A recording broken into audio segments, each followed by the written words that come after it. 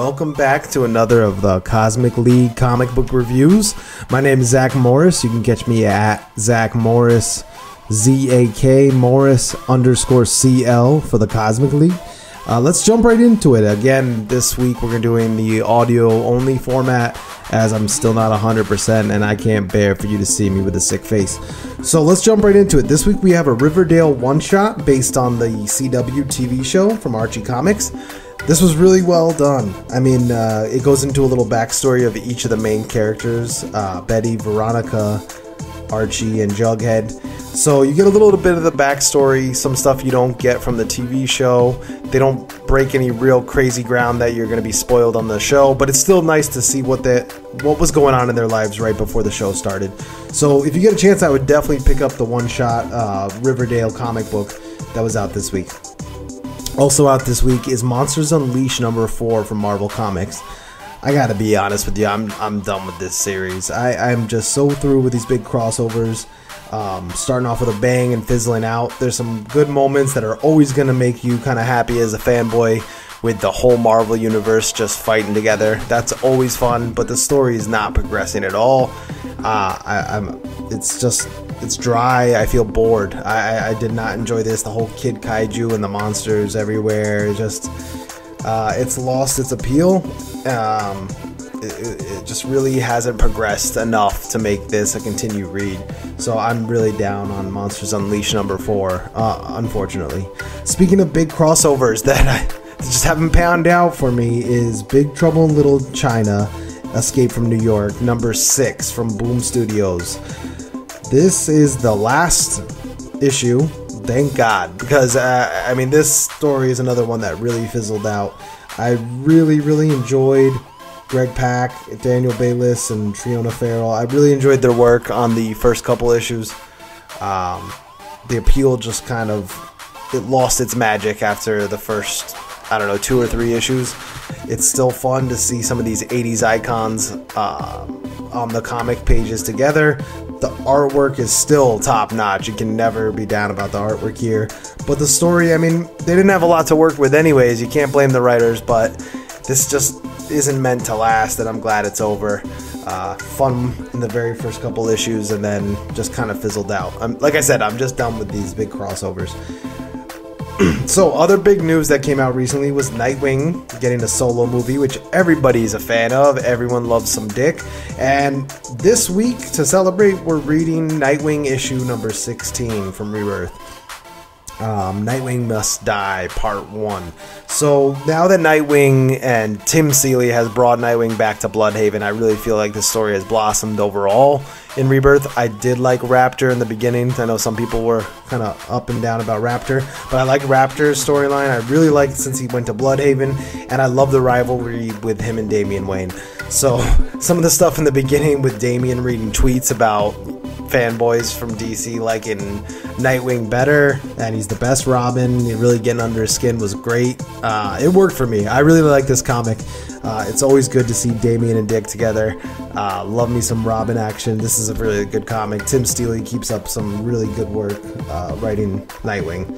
Also out this week is Batman 18 from Tom King and the amazing David Finch, who has just become one of the top tier artists at DC's disposal. This is another issue of I Am Bane. Bane is here, and they are actually having a physical confrontation, which we've been looking forward to. It's been a lot of back and forth, cloak and dagger kind of behind the scenes stuff with him attacking the Bat family and everything, but this time they come to blows. Tom King does a great job of showing the similar upbringing, similar yet different, between Batman, Bruce Wayne, and Bane, and how things just turn differently for him, but they're both determined, and it's really going to come down to willpower, who's going to bend and who's going to break. And the artwork is just, I can't stress it enough, is fucking beautiful. So to watch Finch just show Bane and Batman trading blows, and this is just beautiful stuff, setting up the next storyline, which everybody's looking forward to, the Button crossover event. So definitely, if you weren't reading Batman, you need to be, and you can pick up the pieces, check out the whole I Am Bane storyline, and get ready to buckle up for the next crossover coming up. Also out this week, big fan of this guy here. Jeff Lemire's Royal City #1 is out from Image Comics.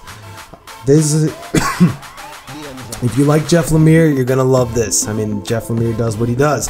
So this comic, the story is just great. The artwork is typical Lemire, and it's a very haunting. He sets up a great tale. I mean, the story is just, it's really good. It draws you in right from the beginning. You know something's not exactly right here with his family. It's haunting, it's beautiful, and it sets you up to the very last page. Another thing I really loved about this was Lemire was kind enough to leave on the back page a Spotify playlist with the link to it and everything, and about the kind of music he was listening to as he wrote this and what kind of inspired it, and it goes perfectly paired with the comic. This is awesome. All comics should do this going forward.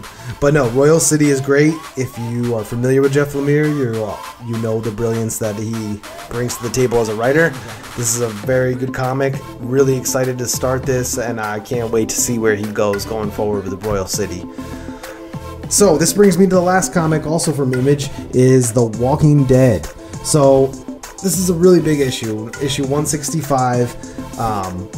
Right away, let me get into some spoilers here, because this issue ends on a really sad note. First of all, the comic just begins with more Negan and Rick working together, which is just fantastic, as it has been. Negan turned his role to a good guy, has been nothing shy of fantastic. He's a real crowd favorite.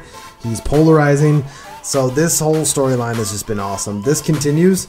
The turn on Dwight towards the end was surprising, and even bigger was the possible death of Andrea. Well, it's alluded to. I mean, it looks like she's been bit, so she's as good as dead. It looks like she's been bit on the neck. If you watch the show, Andrea's been gone for some time, but if you read the comics, you know Andrea's played an integral part, and her role is much larger. So this would be devastating news. So I'm definitely looking forward to reading issue 166 next. But yeah, this just kept the momentum going. If you're not reading The Walking Dead, you need to go back, pick up at least after the Whisperer Wars, and see what's going on. But definitely some great writing here. Overall, great week of comic books. So definitely check us out next Thursday. We're on every Thursday night at the Cosmic League. You can check us out. Our YouTube channel now has the official name, youtube.com/the Cosmic League with a Z. Check us out on Twitter and Instagram as well for your daily fix. And everybody get ready to enjoy the Nintendo Switch, which we will be dropping some videos and content real shortly. You guys have a good one. Thanks.